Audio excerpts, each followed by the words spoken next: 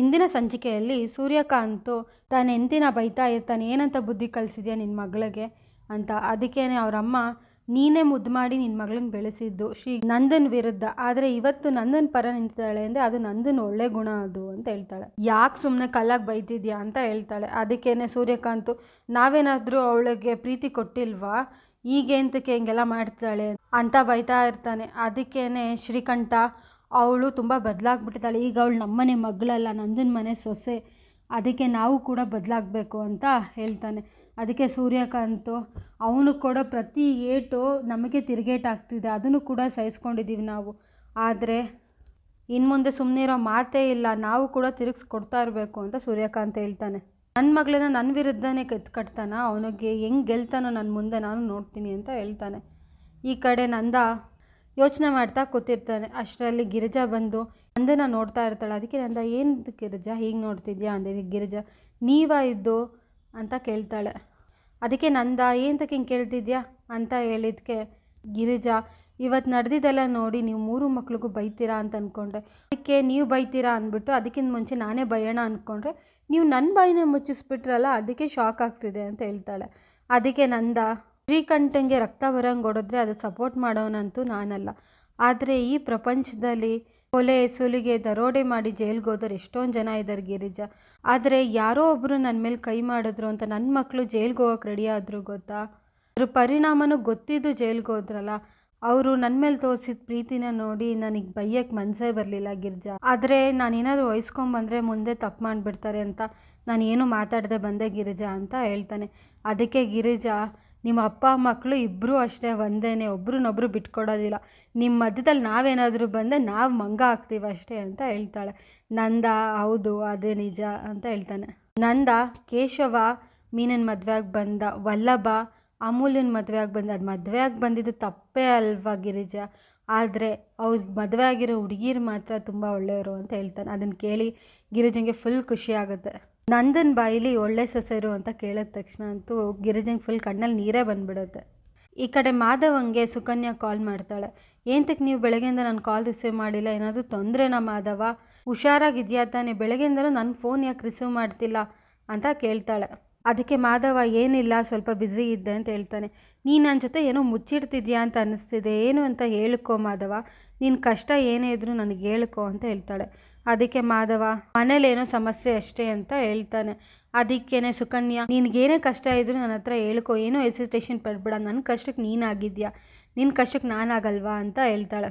ಅದಕ್ಕೆ ಮಾಧವ, ಸುಕನ್ಯಾ ನಂಗೆ ಯಾಕೋ ತಲೆನೋವ್ತದೆ, ನಾಳೆ ಕಾಲ್ ಮಾಡ್ತೀನಿ ಅಂತ ಫೋನ್ ಇಟ್ಬಿಡ್ತಾನೆ. ಈ ಕಡೆ ನಂದ, ನಮ್ಮ ಬಾವಿ ಸೊಸೆ ಪ್ರಿಯಾ ಅವಳೇನು ಕಮ್ಮಿ ಇಲ್ಲ, ಅವ್ರ ಅಪ್ಪ ಅಮ್ಮ ಎಲ್ಲರೂ ನಮ್ಮ ಬೆನ್ನಿಗೆ ಬಂದು ನಿಂತಿದ್ರು, ಈಗ ಯಾರೇ ಆಗಿರಲಿ ಜೈಲ್ಗೆ ಹೋಗಿದ್ರು ಅಂತ ಹಿಂದೆ ಮುಂದೆ ನೋಡ್ತಾರೆ, ಆದರೆ ಅವ್ರು ಆ ಥರನೂ ಅಲ್ಲ ಗೊತ್ತಾ, ಬಂದು ಫುಲ್ ಸಪೋರ್ಟಾಗಿ ನಿಂತಿದ್ರು. ಪ್ರಿಯಾ ಅಂತೂ ಅಳ್ತಾನೇ ಇದ್ಲು, ನಿಲ್ಲಿಸಲೇ ಇಲ್ಲ. ಇದರಲ್ಲೇ ನಮಗೆ ಗೊತ್ತಾಗುತ್ತೆ ಗಿರಿಜಾ, ಪ್ರಿಯಾ ನಮ್ಮನ್ನೆಲ್ಲರನ್ನೂ ಅವ್ರ ಮನೆಯವರು ಅಂತ ಅಂದ್ಕೊಂಬಿಟ್ಟಿದ್ದಾಳೆ, ಇದೆಲ್ಲ ಅವ್ರ ಮನೆಯವ್ರು ಕೊಟ್ಟಿರೋ ಸಂಸ್ಕಾರ ಅಲ್ವಾ ಗಿರಿಜಾ, ನಿಜವಾಗ್ಲೂ ಅವ್ರ ಮನೆಯವ್ರ ಮುಂದೆ ನಾನೇ ತಲೆ ತಗ್ಸಂಗಾಗೋಯಿತು, ಅಷ್ಟು ಖುಷಿ ಆಯಿತು ನನಗೆ ಅಂತ ಹೇಳ್ತಿದ್ದ.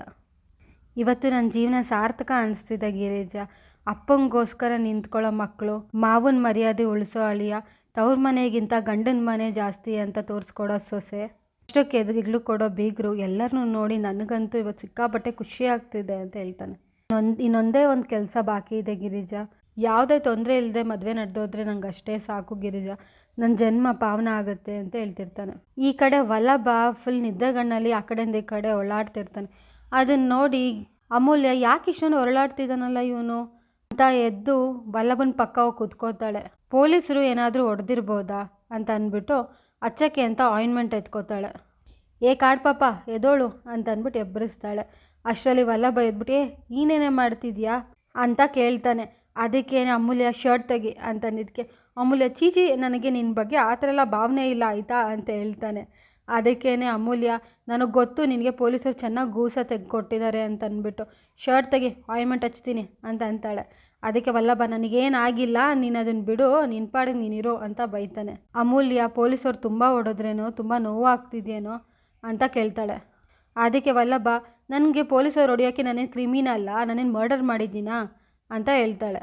ಅದಕ್ಕೆ ವಲ್ಲಭ, ಅದೆಲ್ಲ ಏನಿಲ್ಲ, ಶ್ರೀಕಂಠಂಗೆ ಹೊಡೆಯೋಕ್ಕೆ ಹೋದಾಗ ನನ್ನನ್ನು ಲಾಕ್ ಮಾಡ್ಕೊಂಡು 1-2 ಏಟು ಹೊಡೋದ್ರು ಅಷ್ಟೇ, ಅದು ಬಿಟ್ಟರೆ ಏನಿಲ್ಲ, ನಾನು ಸಿಂಗಲ್ ಮ್ಯಾನ್ ಆರ್ಮಿ ಅಂತ ಹೇಳ್ತಾನೆ. ಅದಕ್ಕೆ ಅಮೂಲ್ಯ ಸರಿ ಆಯಿತು ಶರ್ಟ್ ತೆಗಿ ಆಯಿಂಟ್ಮೆಂಟ್ ಹಚ್ತೀನಿ ಅಂತ ಕೇಳ್ತಾಳೆ. ಅದಕ್ಕೆ ವಲ್ಲಭ ನನ್ನ ಗಾಯನ ನಾನು ಹೆಂಗೆ ವಾಸಿ ಮಾಡ್ಕೋಬೇಕು ಅಂತ ಗೊತ್ತು, ನೀನು ಹೋಗಿ ದಬಾಕೋಗು ಅಂತ ಹೇಳ್ತಾನೆ.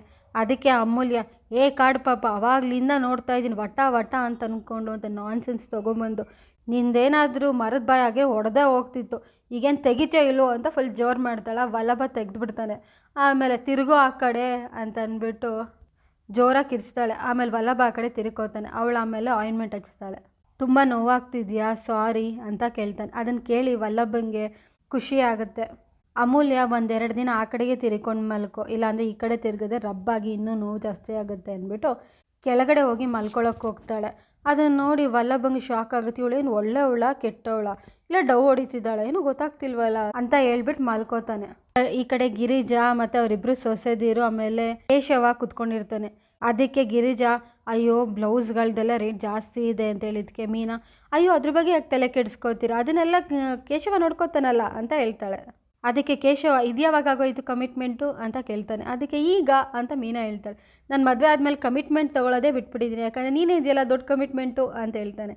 ಅದಕ್ಕೇ ಮೀನಾ ಕೋಪ ಮಾಡ್ಕೊಂಡು ಸುಮ್ಮನೆ ಆಗ್ತಾಳೆ. ಆಮೇಲೆ ಅಮೂಲ್ಯ ಅತ್ತೆ ಕಾಫಿ ಹೇಗಿದೆ ಅಂತ ಕೇಳ್ತಾಳೆ. ಅದಕ್ಕೆ ಚೆನ್ನಾಗಿದೆ ಕಣೆ ಅಂತಂದಿದ್ದಕ್ಕೆ ಅತ್ತೆ ದೊಡ್ಡ ಸೊಸೆ ಮಾಡೋ ಕಾಫಿ ಚೆನ್ನಾಗಿರುತ್ತೆ, ಚಿಕ್ಕ ಸೊಸೆ ಮಾಡೋ ಕಾಫಿ ಚೆನ್ನಾಗಿರುತ್ತಾ ಅಂತ ಕೇಳ್ತಾಳೆ. ಅದಕ್ಕೆ ಗಿರಿಜಾ ಇಬ್ಬರು ಅಚ್ಚುಕಟ್ಟಾಗಿ ಮಾಡ್ತೀರಾ ಅಂದಿದ್ದಕ್ಕೆ ಅಮೂಲ್ಯ ಅತ್ತೆ ಅಚ್ಚುಕಟ್ಟಾಗಿ ಮಾಡ್ತೀವಿ ಅನ್ನೋದ್ಬಿಟ್ಟು ಇಬ್ಬರಲ್ಲಿ ಒಬ್ಬರೇ ಹೇಳಿ ಅಂತ ಹೇಳ್ತಾಳೆ. ಅದಕ್ಕೇನೆ ಗಿರಿಜಾ ಮೀನಾ ಸ್ಟ್ರಾಂಗಾಗಿ ಕಾಫಿ ಮಾಡ್ತಾಳೆ, ತಲೆನೋವಿದ್ರು ಹೊಟ್ಟೋಗ್ಬಿಡುತ್ತೆ. ಆದರೆ ಅಮ್ಮು ಕಾಫಿನ ಹಿತವಾಗಿ ಮಾಡಿರ್ತಾಳೆ, ಹೀಗೆ ಕುಡಿತಾನೇ ಇರಬೇಕು ಅನಿಸುತ್ತೆ ಅಂತ ಹೇಳ್ತಾಳೆ. ಅದಕ್ಕೆ ಮೀನಾ ಅಯ್ಯೋ ಬಂಗಾರಿ ಎಷ್ಟು ಚೆನ್ನಾಗಿ ಡವ್ ಮಾಡ್ತೀರಾ ಅಂತ ಹೇಳ್ತಾಳೆ. ಈ ಅತ್ತೆರ ಬುದ್ಧಿ ನಮ್ಗೆ ಗೊತ್ತಿಲ್ವಾ, ಒಳಗೊಂದು ಹೊರಗೊಂದು ಅಲ್ವಾ ಕೇಶವ ಅಂತ ಹೇಳ್ತಾಳೆ. ಅದಕ್ಕೆ ಕೇಶವ ಹೌದು ಅಂತ ಹೇಳ್ತಾನೆ. ಆಮೇಲೆ ಗಿರಿಜಾ ಈ ಜಗತ್ತಲ್ಲಿ ನನ್ನಂಥ ಅತ್ತೆ ಯಾರಿಗೂ ಸಿಗಲ್ಲ ಅಲ್ವೇನೋ ಕೇಶವ ಅಂದಿದ್ದಕ್ಕೆ ಹೌದು ಅಮ್ಮ ಅಂತ ಹೇಳ್ತಾನೆ. ಅದೇ ನೀವು ಹಾಲಿನಂಥ ಮನಸ್ಸು, ಅದೇ ಸ್ಟ್ರಾಂಗ್ ಆಗಿರೋ ಡಿಕಾಕ್ಷನ್ ಹಾಕಿ ಕಲಬೆರಕೆ ಮಾಡಿಕೊಟ್ಟಿದ್ದೀರಲ್ಲ ಅಂತ ಹೇಳ್ತಾಳೆ. ಅದಕ್ಕೆ ಕೇಶವ ಹೌದು ಅಂತ ಹೇಳ್ತಾನೆ. ಆಮೇಲೆ ಗಿರಿಜಾ ನಾನು ಅವತ್ತೇ ಹೇಳಿಲ್ವಾ ನಾನು ಹಿಂಗೆ ಅತ್ತೆ ಅಲ್ಲ ಅಮ್ಮನ ಥರ ಅಂತಾನೆ, ಅಮ್ಮ ಅದವಳು ಕಲಬೆರಕೆ ಮಾಡಿಕೊಡ್ತಾಳೇನೆ ಅಂತ ಹೇಳ್ತಾಳೆ. ಅದಕ್ಕೇನೆ ಮೀನಾ ಅತ್ತೆ ನೀವು ಮಾಡೋ ಕಾಫಿ ಮಾತ್ರ ಸಖತ್ತಾಗಿರುತ್ತೆ ಅನ್ನೋದಕ್ಕೆ ಹೌದು ಮೀನಾ ನೀನು ಮಾಡೋ ಟೊಮೊಟೊ ಗೊಜ್ಜು ಅಂತೂ ಸಖತ್ತಾಗಿರುತ್ತೆ ಅಂತ ಇಬ್ಬರು ಹೊಗಳ್ತಾ ಇರ್ತಾರೆ. ಆಮೇಲಿಂದ ಅದಕ್ಕೆ ಗಿರಿಜಾ ನನ್ನ ಸೊಸೆದಿರ ಮೇಲೆ ಯಾರ ಕಣ್ಣು ಬೀಳದೇ ಇರಲಪ್ಪ ಅಂತ ದೃಷ್ಟಿ ತೆಗಿತಾಳೆ. ಅದಕ್ಕೆ ಮೀನಾ ನಮ್ಮತ್ತೆ ಮೇಲೆ ಕಣ್ಣಂತೂ ಯಾರಿಗೂ ಬೀಳ್ದಾರೆ, ಕೇಶವನ ಕಣ್ಣಂತೂ ಬೀಳದೇ ಇರಲಿ ಅಂದ್ಬಿಟ್ಟು ದೃಷ್ಟಿ ತೆಗಿತಾಳೆ. ಅದಕ್ಕೆ ಕೇಶವ ಅಯ್ಯೋ ನನ್ನ ಮೇಲೆ ನಿಮ್ಮೂರು ಜನದ ಕಣ್ಣು ಬಿದ್ದಿಲ್ಲ ಅಂದರೆ ಸಾಕು ಅಂತ ಹೇಳ್ತಾಳೆ. ಅಷ್ಟರಲ್ಲಿ ಒಂದು ಆಟೋ ಬಂದು ನಿಲ್ಲುತ್ತೆ. ಯಾರದು ಅಂತ ನೋಡಿದಾಗ ಮೀನಾ ಅವ್ರ ಅಮ್ಮ. ಮೀನಾ ಖುಷಿಯಿಂದ ಓಡೋಗ್ತಾಳೆ.